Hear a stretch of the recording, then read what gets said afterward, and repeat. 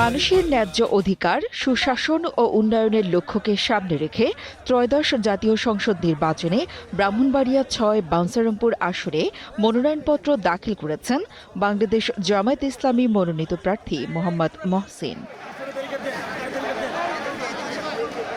২৯ December বিকেলে দলীয় নেতাকর্মীদের সাথে নিয়ে উপজেলা সহকারী রিটার্নিং কর্মকর্তার কার্যালয়ে মনোনয়নপত্র জমা দেন তিনি। মনোনয়নপত্র দাখিল শেষে সাংবাদিকদের সঙ্গে আলাপকালে মোহাম্মদ মহসিন বলেন, বিগত কয়েকটি নির্বাচনে দেশের মানুষ ভোট দিতে পারেনি। আসন্ন নির্বাচনে জনগণের সমর্থন পেলে এ এলাকার কল্যাণে কাজ করার প্রতিশ্রুতি দেন তিনি।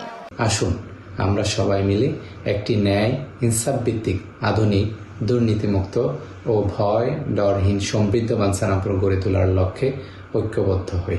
সংস্কারের পক্ষে হ্যাঁ ভোটকে বিজয়ী করতে এবং ব্রাহ্মণবাড়িয়া ৬ বাঞ্ছারামপুর আসনে বাংলাদেশ জামায়াত ইসলামী সমর্থিত দাঁড়িপাল্লা মার্কায় ভোট দিয়ে একটি নতুন সুন্দর আগামীর পথ এগিয়ে যেতে আপনাদের দোয়া, ভালোবাসা ও সমর্থন কামনা করছি।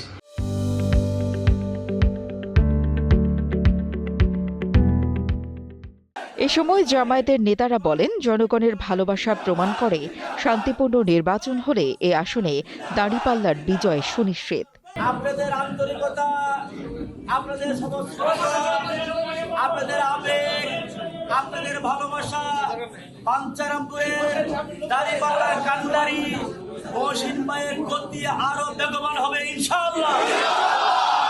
গত 7 মাস 5 দিন আমরা দাঁড়িপাল্লার পক্ষে উপজেলা আমির সেক্রেটারির নেতৃত্বে কেন্দ্র এবং জেলা সংগঠনের নির্দেশনায় প্রতিটি এলাকায় কাজ করেছি। সেই কাজের সফল বাস্তবায়ন হবে।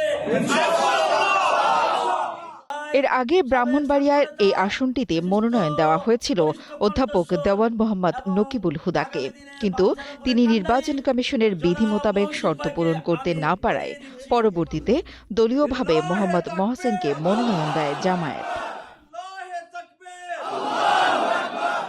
ফয়সাল আহমদ খানের পাঠানো তথ্য ও ভিডিও চিত্রে ডেস্ক রিপোর্ট, কালের কণ্ঠ।